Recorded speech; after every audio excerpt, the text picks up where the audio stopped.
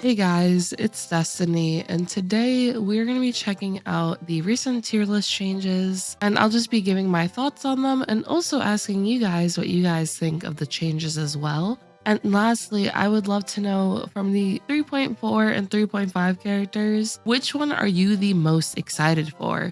In 3.4, we had Phainon, Saber, Archer. Then 3.5, we're going to have some pretty cool characters as well. Lastly, if you enjoy videos like these, do make sure to subscribe, leave a like to support the video, and now let's get straight into it. Alright, so here we are with the latest Hysilens tier list. Now, unfortunately, I did take a while to actually review this one, so we don't have the up and down arrows, but thankfully what we can do is actually look at the changelog to see who went up and went down. I do remember a good amount of the placements, so I'll be able to talk about them likely without having to go to this. Regardless, we do have this here, so we can check it out if need be. Starting off though with Archer and Saber, as they are both the newest characters to add to the tier list. Archer did debut here in Tier 0, Tier 5 in Pure Fiction, and Tier 0 in APOC. When it comes to APOC and Memory of Chaos, completely agree with this placement as Archer just completely shreds through both of these modes. I actually did a showcase recently where I was using Archer against Flame Reaver in APOC, and Archer kind of just didn't care about Flame Reaver's summons, and he could just keep shooting Flame Reaver over and over again and just be able to have a breeze with the fight. And this was also a Night 1 Archer, so it wasn't fully optimized. So I would say I was pretty impressed with that. And then when it comes to Memory of Chaos, Archer has been able to perform very nicely in this mode as well.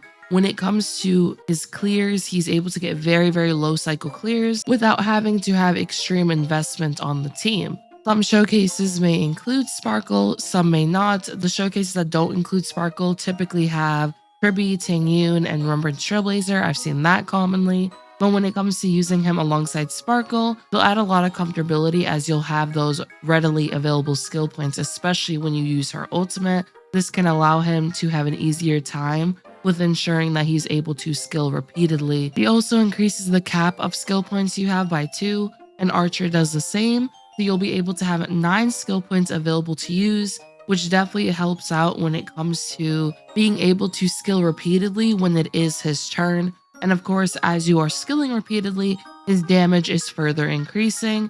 Archer also has charges in his kit, which is in relation to his follow-up, and this is very useful in the case of other characters on the team attacking an enemy. Archer will consume a charge, then he'll be able to get a skill point back. So because of that, Archer also has his own way to get skill points back through his charge mechanic, and he's able to get 2 charges by using his ultimate, which he also does pretty hefty ultimate damage. And then on top of that, of course, his skill damage is massive as well. For him being E0 S0, you can use cruising in this LRC if you do not get his signature light cone, and he's still able to output very nice performance. He is also a completely free character as well. I'm pretty happy that we got him for free, honestly. I do think he's a nice addition to players' accounts, especially if you are lacking a pretty powerful damage dealer when it comes to modes like Memory of Chaos and APOC.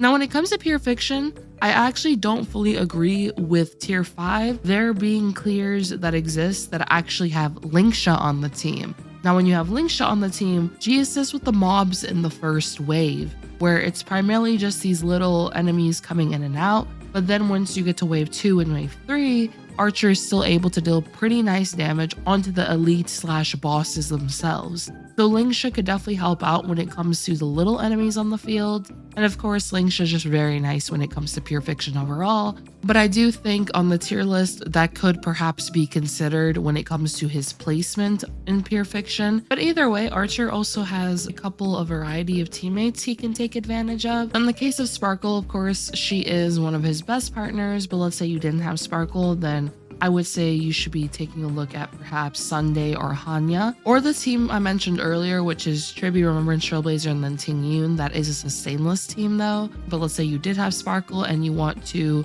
maximize one of her traces that is in relation to having multiple quantum characters on the team. Then for your third slot, you can take a look at Silverwolf, Kirby, or even Cypher. And then from there, you can have a sustain, which Gallagher is a pretty nice sustain to use with Archer. Does a very nice job at regenerating skill points for the team. You could consider a character like Aventurine. There is, of course, also Luocha when it comes to skill point generation. And depending on which sustain you use, as long as you're able to take advantage of your basic attack a nice amount to regenerate skill points for the team, that'll still be pretty useful overall. So there's definitely multiple options you can go with there. Overall, though, I do think Archer is 100% worthy of the tier 0 placement, especially if we are looking at the tier list for E0, S0. As mentioned, he can use cruising in the Stellar Sea, so there are definitely budget-friendly options he could take advantage of. And moving on from that, I also noticed Anaxa is now in tier 0. What I did notice is that they actually dropped the Herta and made Anaxa go to tier 0 instead. So they kind of did a switch in their placement. Now, when it comes to Anaxa in particular, especially if we are talking about no signature Lycone, he does have a very nice free-to-play option. He is able to implant every weakness onto enemies, and when it comes to his kits, he's able to skill very frequently as long as enemies have 5 or more weaknesses on them. Then whenever he uses a basic attack or skill, afterward he will be able to unleash an additional instance of a skill, which in the case of using Anaxa alongside the Herta or even as a hyper carry, so him by himself with a bunch of supports being able to further amplify his damage output, the additional skill is very useful for the overall damage output that he's able to do. But then also, let's say in the case of the Herta, this is useful for getting her some more energy, as she does benefit from allies attacking enemies, which will result in her getting more energy so she can use her ultimate more frequently. But then when it comes to hyper carry Anaxa, being able to essentially deal 2 skills in a row can result in very frequent damage output, especially if you do have a character that can action advance him on the team. And I also made this little graphic here near his release actually, just to give an example of how this could work.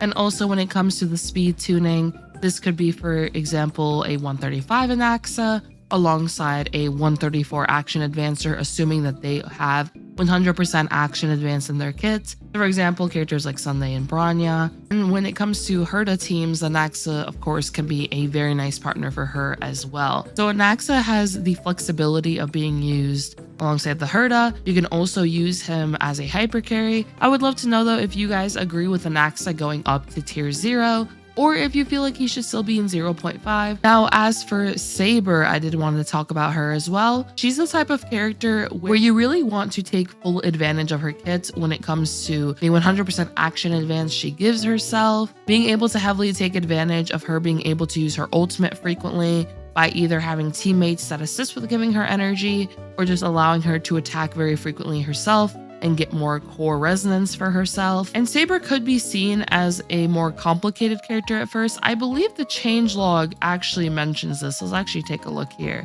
Yeah, so they actually mentioned when Saber first got added to the tier list, which I believe it was about a week or 2 ago, they found her to be significantly more challenging to play than Archer and most other top tier characters. Is due to the nature of her action advancement and the fact that triggers from energy, which can be gained in differing amounts based on the encounter. You could have characters on your team that give her more energy, but you might accidentally give her a little bit too much energy, and then she just action advances herself even though she was just about to go anyway. So you just have to try to make sure that you don't end up wasting the action advance. I would say once you have that down and her relative gameplay style when it comes to her core resonance mechanic, her being able to get a bunch of energy from core resonance, and also being able to heavily take advantage of this to use her ultimate very frequently, I would say she's definitely deserving of the Apex character category, especially once you have her gameplay down.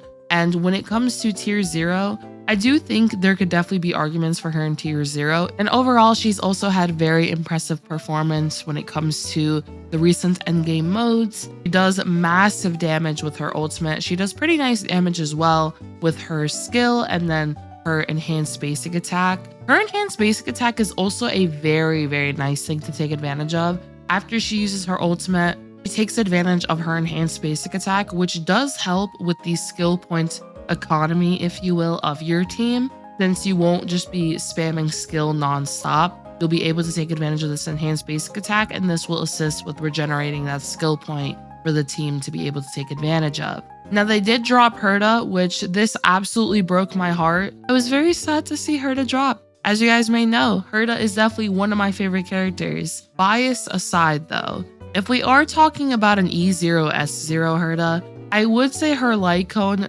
does help a very nice amount, considering that her light cone does help with the skill point usage of the team, as once she uses her ultimate, she'll be able to gain back a skill point with her light cone. If you aren't careful of this when you are playing her without her light cone, then this could result in you using her ultimate and now not having enough skill points to be able to take advantage of her enhanced skill. So at that point, it does come down to what kind of team you're using with her. If the team is very skill point heavy, as Herta herself, of course, wants to use her skill quite a lot, as that is one of her main sources of damage output. And it also does help assist with her getting some more energy so that she's able to use her ultimate more frequently as well. So it ultimately comes down to what kind of teammates you have with her. So I did want to note that regarding her signature light cone, it does add a good amount of comfortability to the playstyle, as you won't have to worry about not having a skill point available after using her ultimate. I do think though Herta is definitely still a top tier damage dealer when it comes to the endgame modes. I mean, in Pure Fiction, she's still tier 0. APOC, she's still tier 0. Memory of Chaos, she did just drop by 0.5. I do expect her to stay though in this Apex character category for quite a while. And I will say I do personally think she's actually aging pretty nicely when it comes to all of these damage dealers coming out. I do think it's kind of crazy. We've been getting so many damage dealers since the beginning of 3.0. We have Saber, we have Mighty, we have Casters, we have Phainon, Archer, Anaxa, Aglaya. As for Herta though, she'll always be tier 0 in my heart. But I would love to know, what do you guys think of Herta's placement? Do you guys feel like Anaxa should have went up and then Herta went down? Or do you think they were fine where they were, which Herta was in tier 0, Anaxa was in 0.5. They basically flipped it, if you will. So I'd love to know what you guys think about their placements. And as for the rest of the tier list, I don't have too many opinions, as not too much has changed from the looks of it. It does appear that they have their eye on Tingyun though, which I have seen Tingyun get some pretty nice use alongside Archer as well as Saber.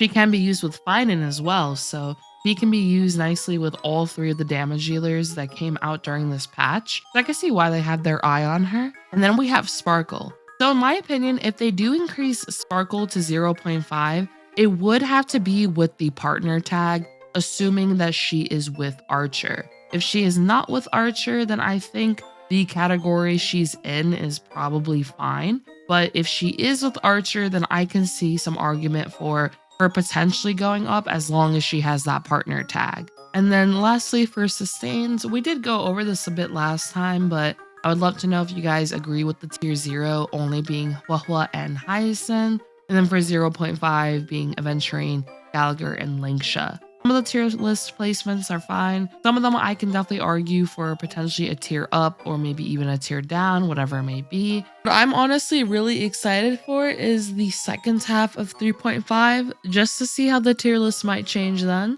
as I'm definitely going to keep my eye out on Kafka and also potentially Black Swan, see if there's any changes, as we will be getting a new damage over time character. So I'm really excited to see if that does any changes for their placements. But yeah, I hope you guys enjoyed this video. If you did, do make sure to subscribe, leave a like to support the video, let me know all of your thoughts. And lastly, I hope all of you have a great day. Peace.